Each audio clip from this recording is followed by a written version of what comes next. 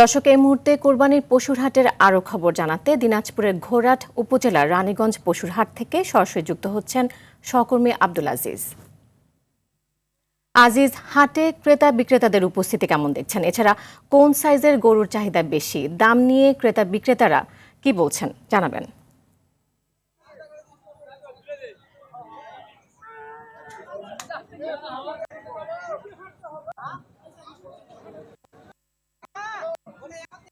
জি নীরা, আপনি যেমনটি বলছিলেন, আসলে আমি এখন অবস্থান করছি ঘোড়াঘাটের রানীগঞ্জের ঐতিহ্যবাহী পশুর হাটে। আপনি যেমনটি বলছেন, আসলে এই হাটে কিন্তু আমি সকাল থেকে দেখেছি যে এখানে প্রচুর পরিমাণ ছোট থেকে বড় গরুকে এখানে উঠেছে। বিশেষ করে আপনি জানিয়ে রাখি যে আসলে বড় গরুর থেকে মাঝারি যে গরু রয়েছে সেগুলোর কিন্তু চাহিদা অনেকটাই কিন্তু বেশি রয়েছে। আমরা যেমনটি এখানকার দেখেছি যে এখানে কিন্তু সকাল থেকে এখন কিন্তু প্রায় প্রায় আপনার 15 থেকে এখানে আমদানি হয়েছে। এখানে এত গরুর চাপ, যার জন্য আমরা কিন্তু গরুর মূল হাট তার ভিতরে কিন্তু আমরা প্রবেশ করতে পারিনি। তবে এখানে আইন শৃঙ্খলা বাহিনীর কথা যদি একটু বলি, আইন শৃঙ্খলা বাহিনী কিন্তু অনেকটাই চোখে পড়ার মতো রয়েছে। এখানে পুলিশ বাহিনীর পাশাপাশি কিন্তু সাদা পোশাকে কিন্তু আইন শৃঙ্খলা বাহিনী রয়েছে। তারা এখানে আইন শৃঙ্খলা স্বাভাবিক রাখার জন্য কাজ করছে এবং কোনো প্রকার জাল টাকা যেন এখানে কেউ যেন ব্যবহার করতে না পারে, সেই জন্য ব্যাংক থেকে এখানে বুথের ব্যবস্থা করা হচ্ছে, অর্থাৎ ডিজিটাল মেশিনের মাধ্যমে কিন্তু টাকা লেনদেন করা হচ্ছে, এমনটি কিন্তু আমরা দেখতে পেয়েছি। এছাড়াও কিন্তু এই যে গুয়াহাটি অর্থাৎ গরুর যে পশুর যে হাট রয়েছে, সেই হাটের কিন্তু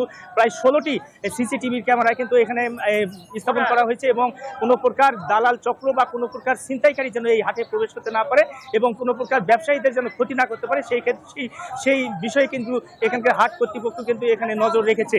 এছাড়া কিন্তু বলা চলে আরেকটি বিষয়, আপনাকে সবচেয়ে আশ্চর্য বিষয় হচ্ছে এখানে যদি গরুর জন্য একটি আবাসিক ব্যবস্থা করা হয়েছে, অর্থাৎ গরু যদি কেউ কিনে এই হাটে রেখে যেতে চায় সেই ব্যবস্থাও কিন্তু করা হয়েছে এবং আমদানিকারকরা গরুর যে ব্যবসায়ী তারা যদি রেস্ট করতে চায় সেই তাদের থাকার ব্যবস্থা করা হচ্ছে। অর্থাৎ সেই সময় কিন্তু ভারতীয় গরু না আসার কারণে দেশি গরুর প্রতি চাহিদা কিন্তু এখানকার ব্যবসায়ী এবং ক্রেতাদের মধ্যে রয়েছে। তো নীরা, এই ছিল আমার কাছে দিনাজপুরের ঘোড়াঘাটের রানীগঞ্জ পশুর হাট থেকে সর্বশেষ পরিস্থিতি। আজিজ, আপনাকে ধন্যবাদ।